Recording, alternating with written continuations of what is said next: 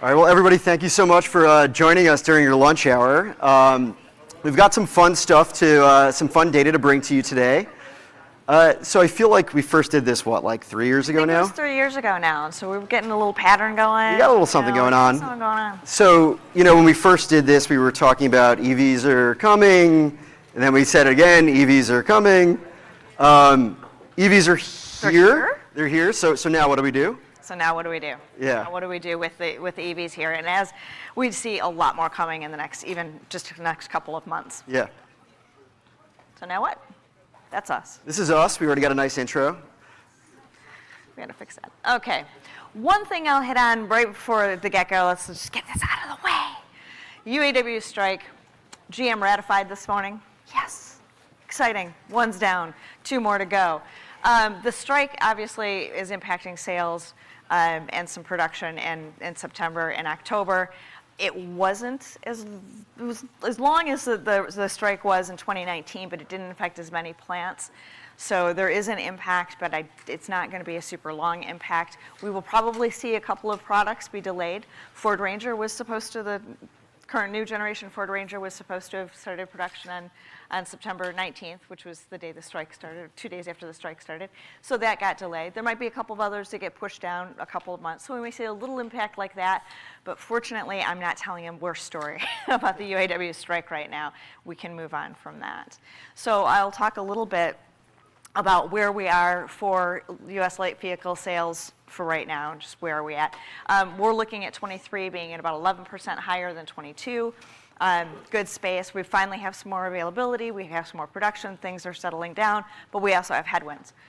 We're going to talk a lot about headwinds.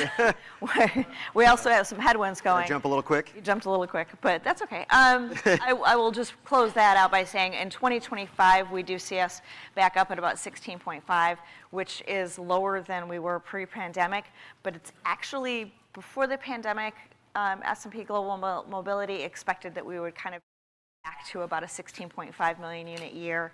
So really, in 25, we will be about in 2022. So we still lost a couple of years, but we'll get into better space, and we should continue to see growth. Yeah, and what we're seeing just in terms of like trends of ownership and what their customers are buying is that in terms of new vehicle sales, the customers are aging.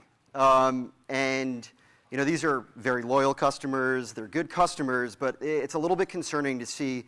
I believe right now for the 18 to 34 demo, it's the lowest share on record. And the reason that we're seeing that is we see this continual increase in cost. Cars are getting more expensive, payments are getting more expensive.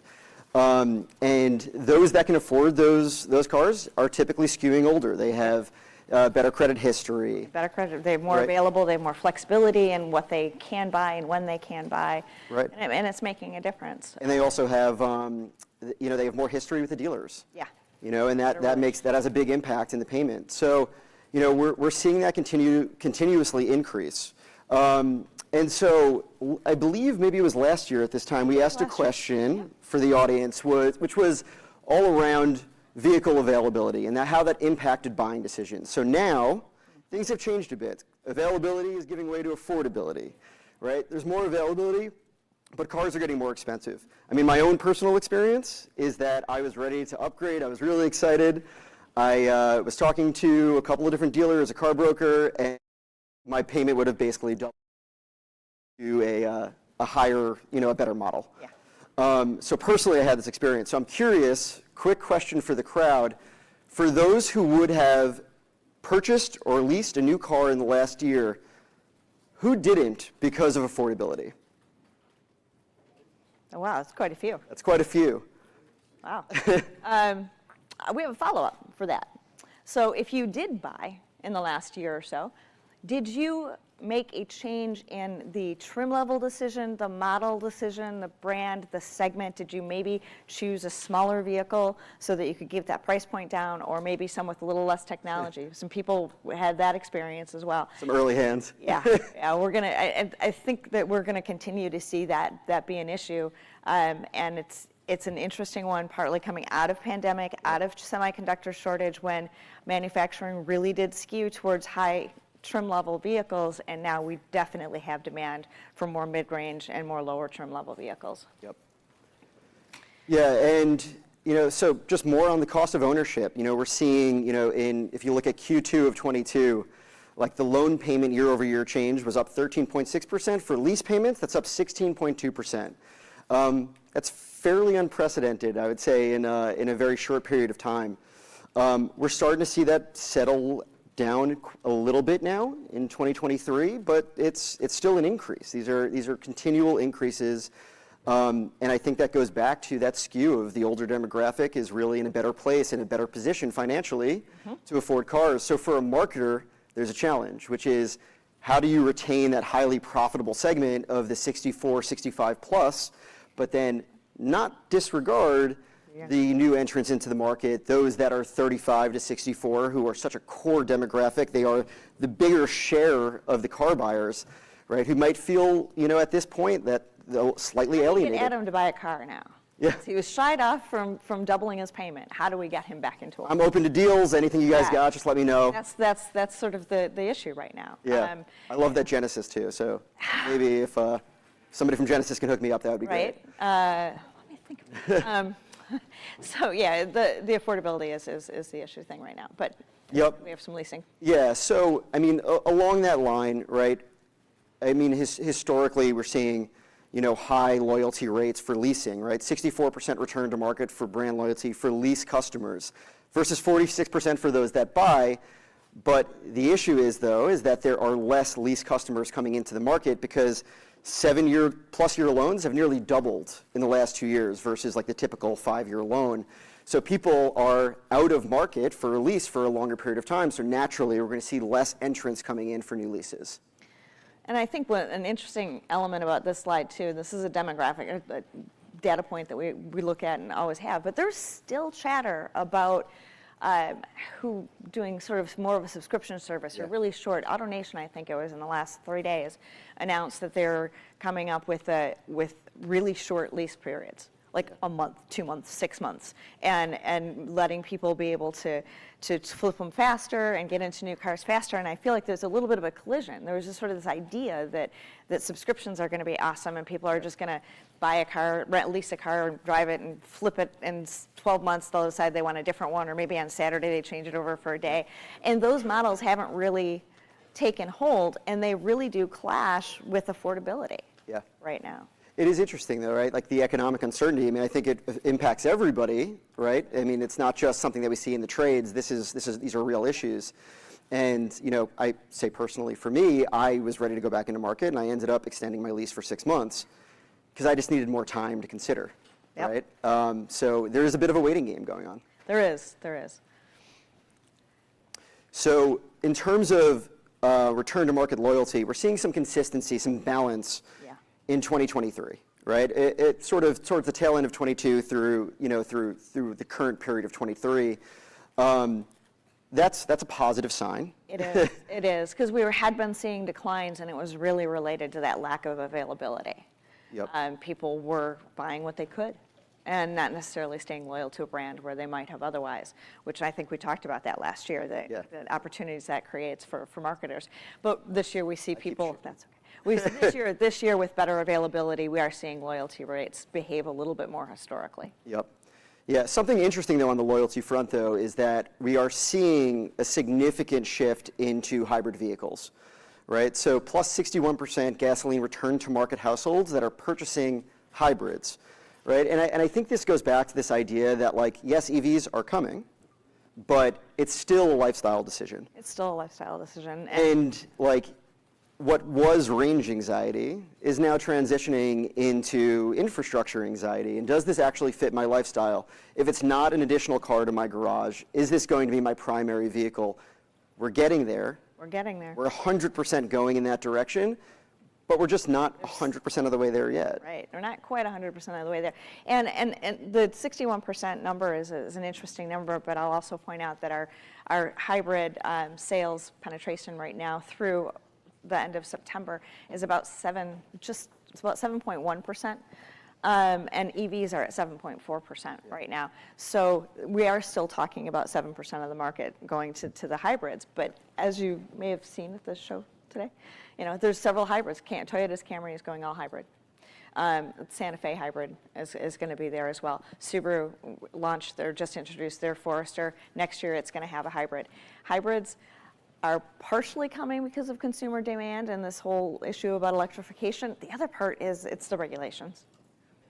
It's like, when I think back to some powertrain forecasts that we had 5 years ago, we were on this path. This is what we expected to happen because you're not going to be, even if you don't make the requirements any more strict right now, they're not going to be able to meet them in 28 and 2030 without electrification of some point. So that's partly why we're seeing some hybrid. But this is the fun part, right?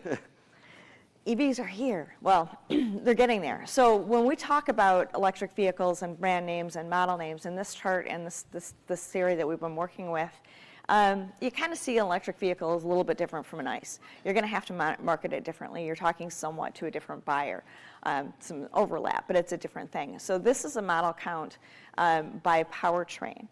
So that's why we get to the 600 number in 2030, yeah, and 562 in 2025, because we have so many vehicles then to do, and we have ICE coming along with BEV.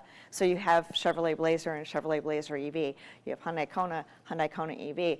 We've got Acura coming up with a new electric vehicle, and a lot of them are coming, but not necessarily dropping something yet. Eventually, some of the ICE products are going to go away because of the electrics, but right now, they're all having to coexist. That makes it much more difficult for you guys. Yeah. Right, how do you, I guess the challenge is, how do you create that halo around EV, right, to show that you're future thinking, you're forward thinking, that you're moving in the direction of EVs, but you don't want to alienate customers that are not ready. They're not ready. I mean, you still have ICE engines to sell. You still, this is still taking time. I was positive that I was going to be in an EV vehicle in this next car that I had. And 3 years ago when you and I first were talking about this, I was positive. But the reality is that when I thought about my lifestyle and where I was going, I know that I'm not going into an EV vehicle today. Right. Partially because I live in New York City and it's very challenging to do that. So with all those numbers and all these nameplates coming out, your average sales per nameplate's dropping. And it looks like in 2035, once we start seeing the model counts normalize a little bit, when a lot of the internal combustion engine nameplates fall away because there's better traction, it'll normalize and you'll start coming back up again. But in the meantime, you're seeing less sales per nameplate on average, and obviously some vehicles are different, and it's just an average. Another part of this story, though, is that about 20% of light vehicle sales are the top 10 models. So think about that. There's about 3 million or so that are going to 10 models. And the rest of the 600 models are fighting for everything below. How many Ford F-150s are sold in a year? About 1 million, yeah. So you end up with some of those numbers in 23 and 25 could actually look more like 8,000 unit average once you pull out the top 10 vehicles, because they weight so much of the market. And what we're also seeing, so they've got all those nameplates that you've got to worry about. You've got all this average sales per nameplate coming down. The other complication, like we were just talking about with the VW vehicles being introduced next year, launches. We're going to have a greater number of launches. And as you all know, marketing a launch car is a different proposition than from keeping it going once it's there. It's much higher intensity, and there's a lot more happening. And we're looking at this year, about half the vehicle launches were EVs. We're looking at what we said, so 65% or so in 2025 and 2027. 75% of the launches are electric vehicles. So you've got that buyer to look at and still learn and get them along. And even so, that is a lot of vehicles to be launching in a year. When you look at 41 and 55, those are higher than average years. So it's going to be complicated. In order to get those 600 vehicles out, there's a lot of launches. And we're still in that educational period. And we're still in the educational period. So I think there's this conflation at times between, we're seeing so much EV advertising, right? And there's half of the launches this year are all EV, but like the reality of the reality of ownership is still very skewed towards gas vehicles. Yeah. But we're obviously going to see this continually increase, and we'll talk more about like when do we reach that focal point. Yeah. We're getting there soon. So this model complexity idea that we've got going, and all of these models that you have to work with, in 2026 to 2028 is really when we see that getting at its peak. In 2026, electric vehicles surpass internal combustion engine vehicles in model count, not necessarily in sales, but in model count. And then in 27 or so, the availability by propulsion system design, that's when it peaks.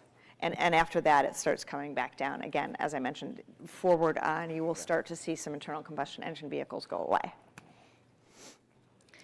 Yeah, so this is, to me, a very interesting slide because we started doing this in 2020, 2021, right? Now it's 2024. It feels like the first time we did this was just a day ago. It does feel like it was just like... It was, right? It was just yesterday. So looking forward that same period of time, 3 years to 2027, it's when we reach that focal point, right? This point of parity between EVs, between BEV vehicles, between ICE vehicles and hybrids, in terms of vehicles in operation. This is, we're getting there. This is our market share. This is market share, right? Market share sales. So this is a little different from the model count because this is your market share, and we're looking at about 2027, when you're seeing about the same number of internal combustion engines sold, vehicles sold, as you do electric vehicles. Right, and so I think the challenge for marketers here is that it's about to be 2024. So we're 3 years from this inflection point, right? And so for a marketer, how do you focus on what's coming, right? This inflection point for EVs and for hybrids, right? But then also not disregard the fact that still the majority of vehicles sold over the next 3 years are going to be ICE vehicles. It's just a fact. But what's super interesting about this chart for me is the sort of like the inverse relationship that you see, right? Like 2035 is not a long time away. I mean, it feels like it is, right? But we're 3 years from this focal point, and then we're 9 years from the majority of the vehicles that are new vehicles being sold are going to be EVs. So it's going to, especially with the model complexity, the amount of models that are in market, it's going to be a very interesting challenge for marketers. Yeah. So. Which is why, what do you do? What do we do here? Really where I want you to sort of put your attention is that gray box where it says invest here, right? So everyone, we're talking about households, 131 million households. We're not saying don't target broadly, have a broader branding strategy, a halo effect with those households.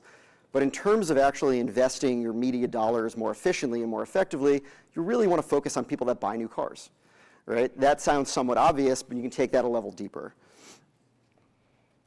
So, that deeper level is understanding what is in somebody's garage. What are they in market for? What are their demographics? What is their financial profile, right? Especially with all these different models that are coming into market, we're going to have to treat them differently. They have different financial profiles. They have different needs of the consumer, different regional needs. There's so much that goes into it, right? So I think someone described it earlier as building a layer cake, right? And that really is the truth. You're building a layer cake in terms of the way that you approach allocating your marketing dollars and continuously spending and investing, A/B testing, right? And then figuring out what's working. And it's going to be fun because you've got to get clever too and looking at the demographics of it and then finding the psychographics of it. Because on paper, I might look just like my neighbor, but my attitudes are going to be quite different. Yes. And you're, well, in this ICE EV world, that's a big challenge at that point. Yeah, and I think also, like when you think about a customer's first-party data, those pools are getting bigger, right? So how do you have more knowledge, more understanding, more intelligence about the customers that are already in your database, whether they're your owners, whether they are your website visitors, whether they are pre-orders. Like you have to be able to understand who these people are and the evolution of this journey because it's happening so fast, right? You tip them to EV, and do you want to? Right, and do you want to? That is the question. Maybe you don't want to in 2030. Maybe you want to wait and do it in 27. Right, unless there's a really great deal for me. That's it. Yeah, I'll take the deal. All right, so the big takeaways from today, right, is that we were, the last couple of years focused on the inventory recovery, right? Or not even the recovery yet. We weren't ready to talk about that yet. We were talking about the lack of inventory. Yeah. Now the issue is this lack of affordability, right? There's going to be more models, more complexity. That requires more personalized messaging, more testing, deeper understanding of who these audiences are and what their behaviors are. And finally, you need to target households based on their buying motivation, right? That's going to be critical for the success of any marketing campaign, right? We talked about alienating buyers, right? It's a very delicate balance, and that comes with a lot of testing and understanding and really understanding your customers in a way. Mm-hmm. And with that, questions? Questions? Over there. So, you talked a lot about EVs, and people are obviously shopping for EVs a bit differently as they are for other vehicles. Are there certain indicators or triggers or things that are being used to build audiences and target EV buyers? Yeah, maybe mic them up.